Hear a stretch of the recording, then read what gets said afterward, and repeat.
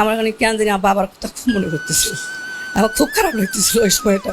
আমি অনেক অনেক অনেক অনেক খারাপ লাগছিল ওই সময়টা। তারপরে ওনার সবার ছেলে মেয়ে, 3 জন ছেলে মেয়ে আমাকে খুব করে দেখতে আসছিল, খুব খুব করে, মানে বলার মতো না। আজ বিশ্ব নার্স দিবস। রোগীরা সবচেয়ে আপন করে যাদের কাছে পায় তা হচ্ছে সেবিকা বা নার্স। ডাক্তারদের পরবর্তী সেবা তারাই সবচেয়ে বেশি সময় নিয়ে প্রদান করে থাকে। আধুনিক নার্সিং পেশার রূপকার ফ্লোরেন্স নাইটিঙ্গেল, তার জন্মদিন 12ই মে। তাই তো এই দিনটিকে স্মরণীয় করে রাখতে বিশ্বব্যাপী পালিত হচ্ছে ওয়ার্ল্ড নার্সেস ডে। আসুন এই দিবসটিকে সামনে রেখে আমরা একজন নার্সের কাছ থেকে গল্প শুনব, তার জীবনের গল্প। আর সেজন্য আমরা চলে যাচ্ছি ঢাকা মেডিকেল কলেজের কার্ডিওলজি বিভাগে। ওয়ার্ল্ড নার্সেস ডে উপলক্ষে এখন আমি কথা বলবো ঢাকা মেডিকেল কলেজ 2-এর কার্ডিওলজি বিভাগের cathlab in charge senior nurse Rowshan Ara বেগমের সাথে। আসসালামু আলাইকুম। ওয়ালাইকুম আসসালাম রহমতুল্লাহ বরকাতুহু। আপু কত বছর আছেন এই পেশায়? আমি এই পেশায় 30 বছর চলছে, আমার ডিসেম্বরে লাস্ট শেষ। আপনি জানেন যে আজকে বিশ্ব নার্সেস দিবস? হ্যাঁ জানি, আমাদের এখানে সেই উপলক্ষে কেক কাটা হয়েছে। এই যে এত বড় লম্বা পেশার এই জীবনে সবসময় রোগীদের সাথে আপনাদের সময় পার হয়। ডাক্তাররা তো চিকিৎসা দিয়ে চলে যান, বাকি সময়টা তো রোগীদের সাথে আপনাদেরকে সময় দিতে হয়। তো কেমন লাগে? অনেক অনেক ভালো লাগে, এটা তো অনুভূতিতে বলা যাবে না, এত ভালো লাগে সেটা বলার মতো না। এটা আমরা এই পেশায় এসে আমি বলবো আমি খুব অনেক গর্বিত এই পেশাকে নিয়ে। কখনো কখনো আপনাদের বিরক্ত লাগে না যে এত বিরক্ত করে রোগীরা, রোগীর লোকজন, তখন কি করে? রুগীদের সঙ্গে কখনই বিরক্ত লাগে না, বিরক্ত লাগে রুগীর লোকেদের সঙ্গে, কারণ ওদেরকে বোঝানো যায় না, ওদেরকে সরানো যায় না। রোগীর লোকজন যে বুঝতে চায় না, কেন চায় না আপনি বুঝতে পারেন? হ্যাঁ বুঝতে পারি, ওরা হচ্ছে যে ওরা তো আসে সবাই একজন ফ্যামিলি থেকে আসে, আর কেউ সবাই তো শিক্ষিত না। আর সবচেয়ে বড় হচ্ছে আপন জনেরা যদি হচ্ছে অসুস্থ হয় তখন কাউরে আর কোনো কিছু বলার থাকে না, সবাই দেখতে চায়, সবাই কিছু বলতে চায়, সবাই মানে তারা কাছে কাছে থাকতে চায়। ওরা হ্যাঁ হ্যাঁ আগে সবার আগে রুগীর সেবা পেতে চায়, সবাই নার্সদেরকে আগে পেতে চায়, কে আগে আমাকে কাছে আমার কাছে আসেনি এমন করতে থাকে। আপনার পরিবারে আর কেউ কি আছে এরকম সেবা দেন? না, আমার পরিবারে নাই। আমার হাজবেন্ড ডাক্তার, উনি হচ্ছে রিটায়ারমেন্ট করেছেন, উনি হচ্ছে স্বাস্থ্য সচিব হয়ে রিটায়ারমেন্ট চলে গেছেন। তো ভাইয়া তো অনেক বড় পদ ক্যারি করে মানে অবসরে গেছেন। তো এই ভাইয়ের সাথে সম্পর্কটা কিভাবে হলো? ছাত্র জীবন থেকেই নাকি? না, আমার ছাত্র জীবনে বিয়ে হয়েছে। আমার সাহেব যখন হচ্ছে সেকেন্ড ইয়ার, আমি তখন ফার্স্ট ইয়ার, তখন বিয়ে হয়েছে। আমি রংপুর মেডিকেল থেকে পাশ করছি, উনিও রংপুর মেডিকেল থেকে পাশ করছে। পারিবারিক ভাবে না পছন্দ? না, পছন্দ করে বিয়ে করছি। আমার শ্বশুর ডাক্তার ছিলেন, উনি আমাকে বেশি পছন্দ করতেন।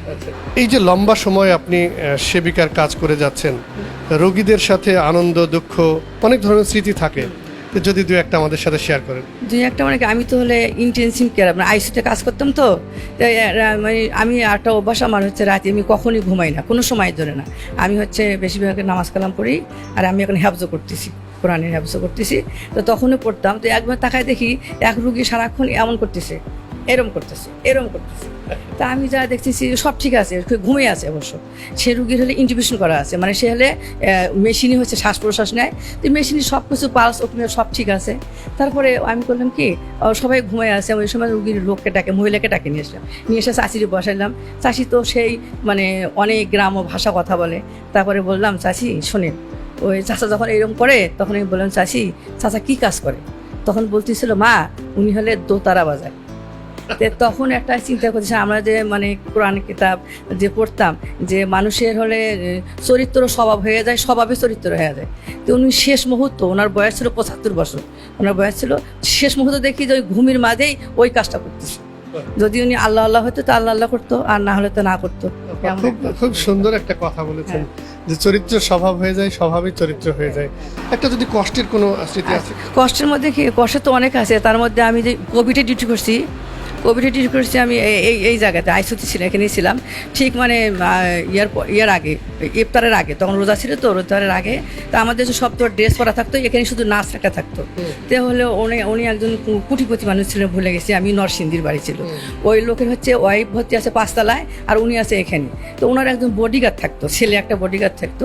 তো আমি না ওনার কাছাকাছি যাই, আমি সবসময় রুগীদের সঙ্গে গল্প করতে ভালোবাসি আর কি। কাছাকাছি যাই বলতেছি, চাচা কেমন আছেন, ছেলে মেয়ে কয়জন?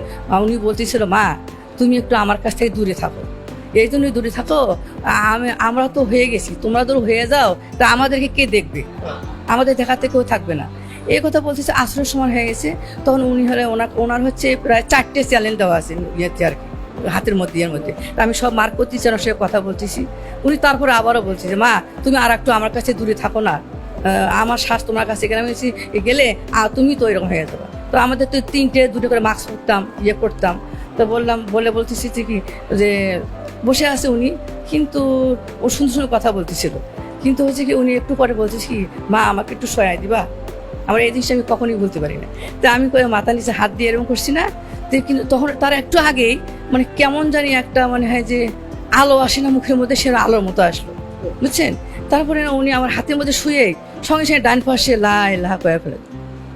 তারপরে আর তো আর নাই, আমি তো নিজেই অত হয়ে আছি। ওই বডিগার্ডটা অনেক দূর থেকে খেয়াল করছে, খেয়াল করার পরে তা আমি তো ওখানে দাঁড়িয়ে আছি, সঙ্গে সঙ্গে শেষ। তখন তো ডাক্তাররা সহজে মানে আমরা কাছাকাছি যাইতাম না, শুয়ে দিছি। এখন আমি তো ইফতারের সময় আসবো, কিন্তু ওনাকে রেখে তো আসতেও পারছি না ইফতার করার জন্য। আর আসতে হলে আমাদের তো সেই সম্পূর্ণ ওই খুলতে হবে, আমাদের দিলে পোশাক আছে সব খুলে ফেলে দিতে হবে, তারপরে আমাদেরকে আবারও ওয়াশ করে তারপরে আসতে হবে।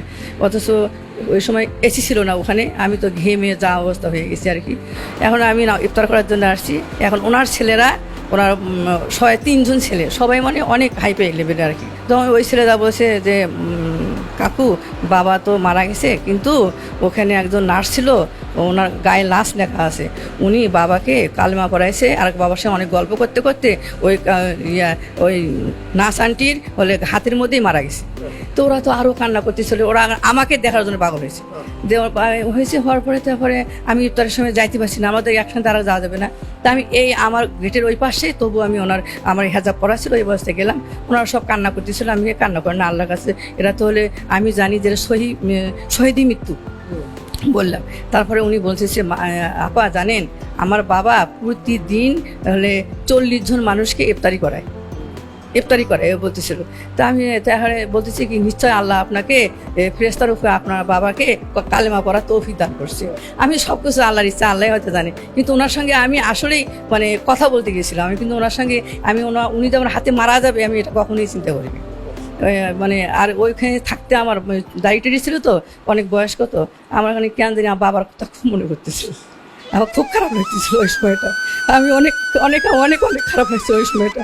তারপরে ওনার সবার ছেলে মেয়ে 3জন ছেলে মেয়ে আমাকে খুব করে দেখতে আসছিল, খুব করে, মানে বলা মতো না, মানে ওখানে এসে দূর থেকে কান্না করতেছিল, ওরা এমন করে কান্না করতেছিল। রেখে ওনাদের দেশে নিয়ে গেছে, ওরা মাকে সহ নিয়ে গেছে। পরে শুনছি ওর মাও নাকি 24 ঘন্টা পর মারা গেছে, আমি খোঁজ নিয়েছিলাম। এটা আমার খুব একটা মানে প্যাথেটিক একটা জীবন ছিল, মানে আমার হাতেই আমার বাবা মারা গেছে এরকম মনে হয়েছিল। আমি অনেক অনেক অনেক দোয়া করছি আমার জন্য, অনেক কিছু করেছে। পরে আমাকে দেখা করতে আসছিল, মানে ওই ছেলেগুলো আমার সঙ্গে পরে দেখা করতে আসছিল, নাম লিখে নিয়ে গেছিলো, দেখা করতে আসছিল। এটা আমার খুব কষ্টের ছিল একটা। দর্শক, রওশনারা আপার হাতে যে মানুষটি মৃত্যুবরণ করেছে তাকে তিনি বাবার মতো লালন পালন করেছেন, ভালোবেসেছেন, সেবা দিয়েছেন।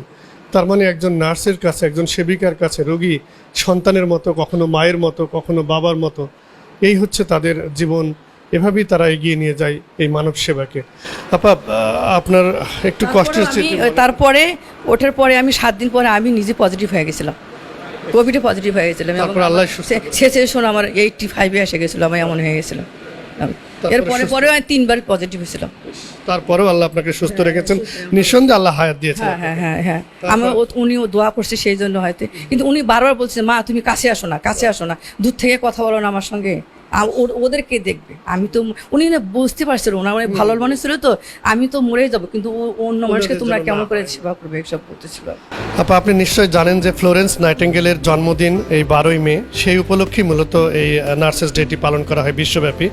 তো এই দিবসকে উপলক্ষ করে আপনাদের কোনো চাওয়া পাওয়া বা কর্তৃপক্ষের কাছে কোনো কিছু বলার আছে, থাকলে একটু বলবেন।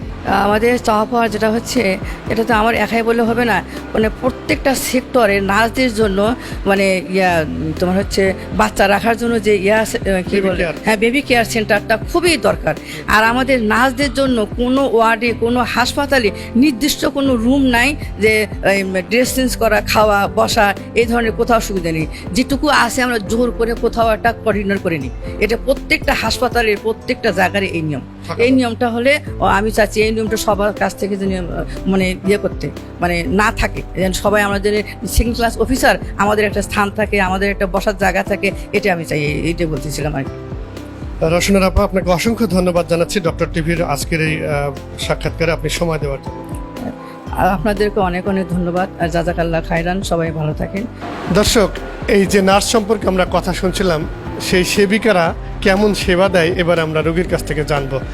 আচ্ছা, আসসালামু আলাইকুম। ওয়ালাইকুম আসসালাম। কি নাম আপনার? আমার নাম মেহবুব।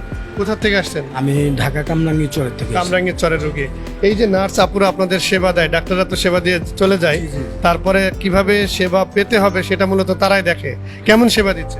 ওনারা খুবই আমাদের এত সেবা করে, মানে মায়ের মতন সেবা করে, এবং তাদের ঘুম নাই, তারা নিদ্রা যায় না, ঝুমায় গেছে, তাদের যখনই ডাকছি তারা এসে আমাদের খুবই সেবা করছে, যে তাদের ছেলে পেলেদেরকে এত সময় দেয়, আমাদের পিছনে তারা খুবই সময় দেয়।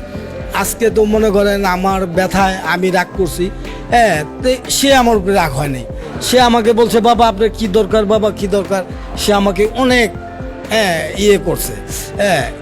আর কি বলবো তাদের সেবার কথা, আর আল্লাহ তাদেরকে ভালো রাখুক। আমি খুবই খুশি, আলহামদুলিল্লাহ, আমি ধন্যবাদ। খুবই খুশি। স্বাস্থ্য ব্যবস্থাপনায় শক্তিশালী নার্স, নেতৃত্বের কোনো বিকল্প নেই।